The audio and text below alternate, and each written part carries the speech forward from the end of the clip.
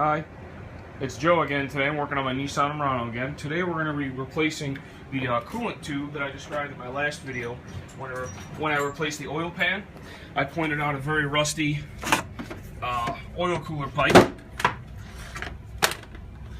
And in this view, the oil cooler pipe starts right here, that is so rusty, and it follows this path. It's bolted in two different places, and then it actually clamps to a rubber pipe up further along up there. Okay, so hopefully I got a better view here for you. It's actually lit up now. So here's your oil filter, your oil cooler mount underneath the oil filter. Then it's going to pass coolant through the rubber section, and then into this steel pipe, which is going to get replaced today. And you can really get a look at how rusty that really is. I'm not sure it's seeping yet, but it will be soon. And then up here on the right side, you can see where the hose clamp over to the right, where it turns into rubber again. So I'll walk through some steps for you. First thing we're going to do, obviously, is we're going to remove these two 10mm bolts. We got one on this bracket, and then one on this bracket. And that's what holds this pipe in. I'm also going to get a drain pan underneath this area so I can catch the coolant as it comes out.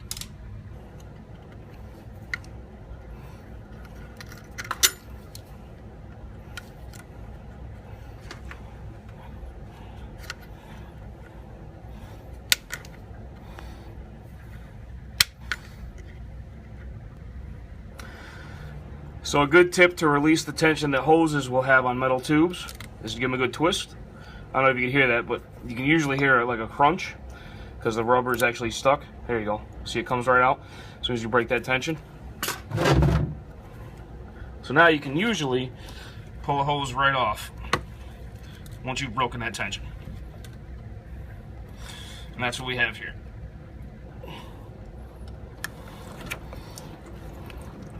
Then you can twist some more, get this loose. I'm going to be replacing these tubes because they're very soft and very pliable, and that's usually an indication that the hose is deteriorating. I can't really tell the inside condition of this really well, but when they get pliable and sort of almost gummy, you can tell that they're starting to deteriorate.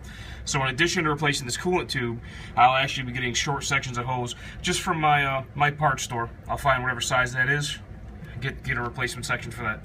There's another part behind here where it leads on to another section. I'm going to replace that part also because the coolant comes in and then out of this as the oil cooler system works.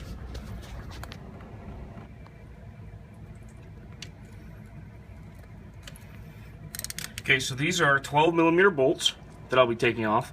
The one is there and the one is up here.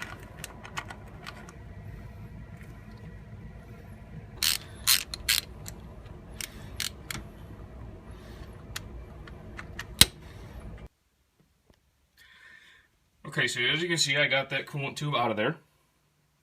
And then further upstream here, there's a rubber hose I'll show you in a second.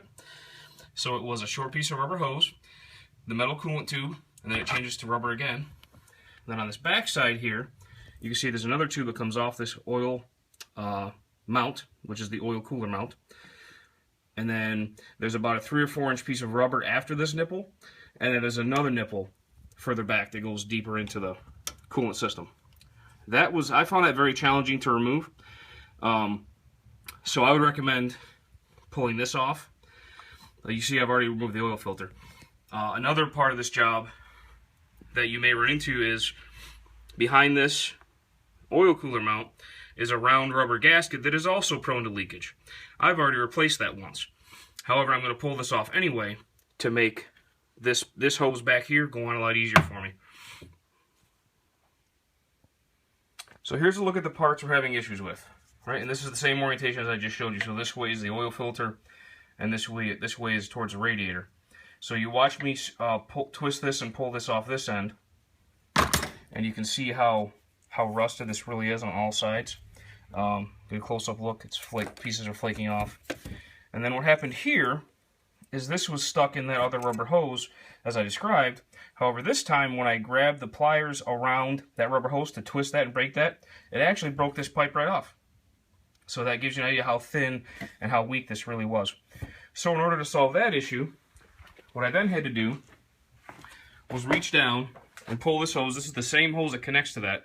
I reached down and pulled it all the way up here so I'd have better spot to work on it. And I had to dig the end of that pipe out of this rubber hose.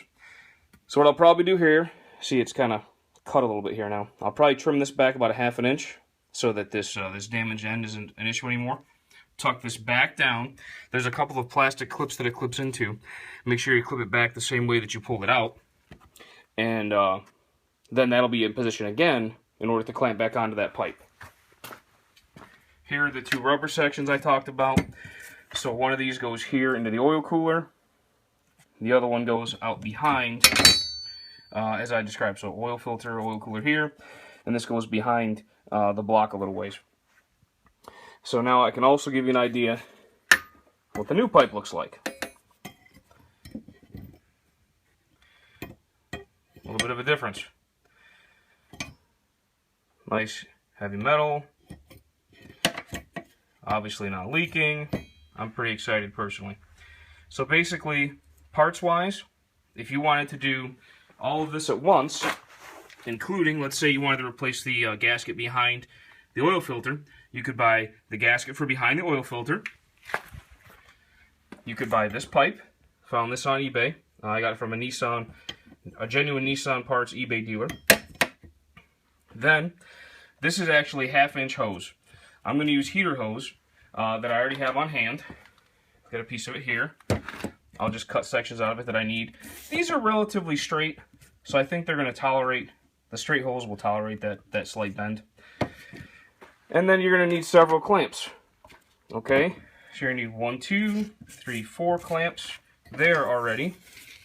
And you're going to need a 5th clamp here for that other hose that I just showed you.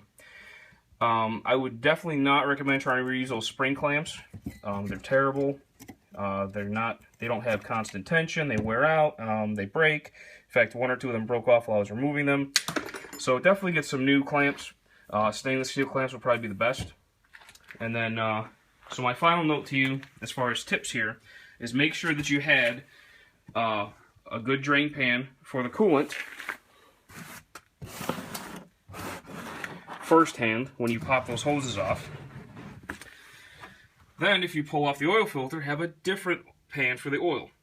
Okay, the reason for that is I know this coolant is good, it's not that old, and I'm going to reuse the coolant. Of course, you don't want the oil mixed in with the coolant intentionally. Okay, so removal of this nut right in the center of this oil cooler adapter. This is a 22 mil. 22 mil nut is what you need for that. Once you pull that off, that'll come straight out for you. Come straight off the threaded post. So now that that's removed, this is what it looks like here, right? And you see that black ring? That's the gasket. Like I said, mine is new, but that's the gasket that's notorious for leaking and leaving a lot of oil deposits. You can see on my engine.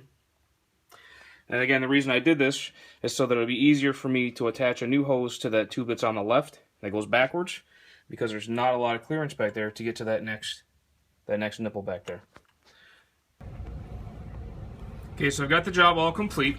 So in review, what we replaced today is this rusted coolant pipe that cools the oil. I've replaced the 2 pieces of rubber hose that connect it to the rest of the system. And as part of that project, I removed the oil cooler mount, and so you can access the O-ring behind here, because that's a common leak on these cars. So basically, this tutorial really covers replacing the coolant pipe as well as replacing the gasket behind the oil cooler mount. And as a precautionary, we replaced these extra hoses here on the sides just because we had them off. They were empty of fluid while we were working, and it's a good preventative maintenance habit to replace hoses like that when you're in the area. I forgot to mention that at the end of this repair, do not forget to top up your oil. If you take off the oil cooler mount like I did, and don't forget to top up your coolant. You should use the radiator cap here for that, not only the reservoir. And then once all your fluids are good, you can start it back up and make sure you don't have any leaks. Thanks for watching.